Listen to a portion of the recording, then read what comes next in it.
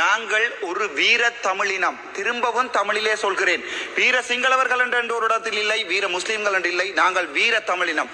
தேசிய தலைவருடைய வரலாற்றிலே வந்த எங்களுடைய வீர தமிழினத்துக்கு எங்களுக்கு ஒருபோதுமே பாதுகாப்பு என்பதை நாங்கள் கேட்கப் போவதில்லை. ஆனால் உங்களுடைய உறுப்பினரை டிஸ்டர்ப் பண்ண வேண்டாம் சொல்லுங்கள். நேற்று இதற்காக தான் என்னை வெளியே அனுப்பினார்கள்.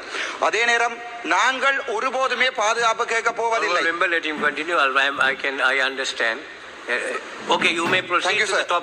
நாங்கள் ஒரு பேர் என்னுடைய நேரத்தை குறைப்பதற்காக நேரத்தை அதிகரித்து தாருங்கள். நாங்கள் ஒரு பேருமே பாதுகாக்க கேட்க போவதில்லை. இந்த பாராளுமன்றத்துக்கு நான் பயணிக்கின்ற ஒவ்வொரு நாட்களும் தன்னந்தனியாகத்தான் பயணிக்கிறேன். எனக்கு எந்த பாதுகாப்பும் இல்லை. அப்படிப்பட்ட கேவலமான வெக்கமா இல்லையா உங்களுக்கு? ஒரு கணம் ஜோதிச்சு பாருங்க. ஒரு இனத்தை காத்த தமிழன், ஒரு இனத்தை காக்க போராடிய தேசிய தலைவர் வேலுப்பிள்ளை பிரபாகரன் இந்த வரைக்கும் ஒரே ஒரு தமிழன் நான் என்று சொல்லிக் கொண்டிருக்கிறேன். எனக்கு என்னுடைய தலைவன் கடவுள் கடவுள் கடவுள். நீங்கள் என்ன சுட்டாலும் கொன்றாலும் புதைத்தாலும் என் சாம்பல் எழும்பி சொல்லும் என்னுடைய தேசிய தலைவர். வெக்கமா இல்லையாடா உங்களுக்கு? எங்களுடைய வாக்குகளான பாராளுமன்றம் வந்து நீங்கள் வடக்கு மாடு என்னுடைய தலைவரை குடுவித்தவன் என்று சொல்ல உங்களுக்கு மனம் வருது. கொஞ்சம் ஜோதிச்சு பாருங்க. அந்த புத்தளத்திலே கொண்டே குப்பையை போடுறீங்க. NHSL கொழும்புல இருக்கிற NHSL குப்பையை கொண்டு அந்த புத்தள மக்களுக்கு போடுறீங்க.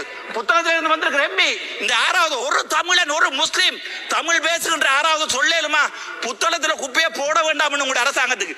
நான் தமிழனாக இருக்க ஆசைப்படுறேன். நான் தமிழ் பேசுகின்ற முஸ்லீம் இனத்தை என்னுடைய தேசிய தலைவர் என்று ஒரு நாள் பாதுகாப்பாக வடக்கு மாநிலத்திலிருந்து வெளியேற்றி இருந்தால் அது நீங்கள் பிழை என்று நினைத்தால் அதற்காக மன்னிப்பு கேட்கறதுக்கு நான் தயாராக இருக்கிறேன். உங்களுக்கு விருப்பம். தேசிய தலைவர் வடக்கு கிழக்கை ஆண்ட போது ஒரு சிங்களவன் அவன் தன்னுடைய ஒரு போட் கூட வரையலாது அடிச்சு புதைச்சினாங்க அந்த கடல்ல குடுவித்தேன்னு சொல்லேகல்ல. ஒரு தமிழ் மனுஷனா வெக்கப்படுறேன்.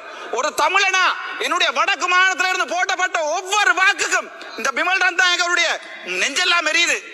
நான் உங்களுடைய போர் வீரர்களை நீங்கள் செபலியோ என்று சொல்லுகின்ற போது ரணவிருவோ என்று சொன்ன தமிழன் நான்.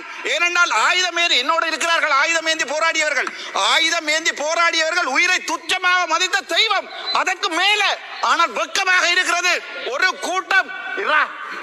கூட்டம் வந்து சொல்லுமாக இருந்தால் என்னுடைய தேசிய தலைவரை போராட்டவாதி என்று சொல்லுமா இருந்தா கவலையா இருக்கு.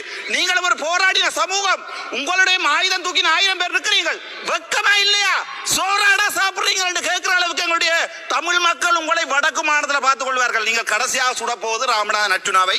அது எனக்கு நன்றாகவே தெரியும்.